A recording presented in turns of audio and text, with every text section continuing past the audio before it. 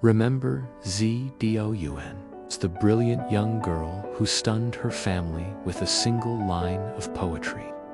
Well, her childhood of intellectual freedom was about to end.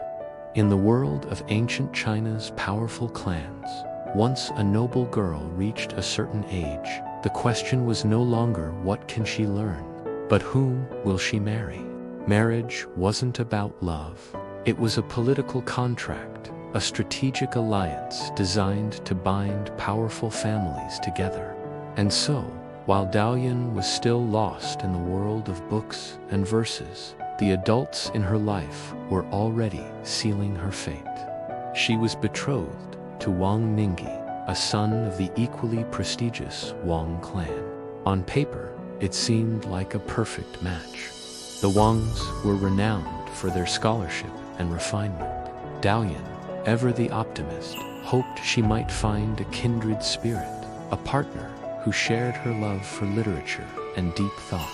But reality, as it often does, had other plans. Her husband, Wang Ningzhi, was a man of gentle manners but a distant soul. His true passion wasn't poetry or philosophy, but the esoteric world of Daoist rituals. He spent his days in quiet meditation, creating talismans and pursuing the secrets of immortality. He existed in a spiritual realm that had no room for his wife. When Daoyun tried to share a beautiful poem with him, he would nod politely, his mind clearly elsewhere. When she asked about his studies, he'd offer only vague, mystical phrases that left her feeling more isolated than before.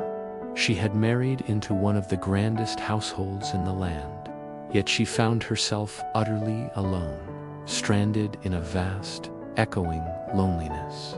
It was a gilded cage, beautiful on the outside, but empty within. But Xie Daoyun was not one to despair. She didn't complain or cause a scene. Instead, she turned back to her oldest and truest friends, her books and her writing brush. She poured all her frustrated energy, all her silent longing, into her studies. She taught herself the classics, delving into complex texts that most women of her time would never even see. Her mind grew sharper, her intellect more profound, even as her heart grew quieter. Within the sprawling Wang estate, however, her brilliance was not always seen as a virtue.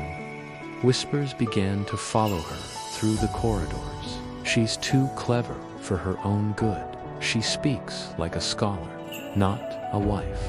A proper woman should learn the art of silence. The very intelligence that had once been her family's pride was now seen as a flaw. But Daoyun refused to be diminished. She refused to extinguish the fire within her. The same girl who had once captivated a hall full of seasoned scholars now held on to her dignity with a quiet, unwavering strength. She would not let their judgment break her spirit.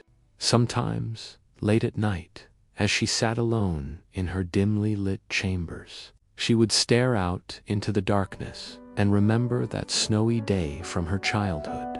She'd recall the feeling that the world was full of infinite promise, a canvas waiting for her to paint her mark upon it. Had that promise faded? Was this quiet solitude her final chapter? But destiny was far from finished with her. Beyond the peaceful, manicured gardens of the Wang estate, a storm was brewing. Years of religious tension, crushing poverty, and political despair were boiling over, fueling a massive rebellion led by a man named Sun En. This wasn't just a small uprising.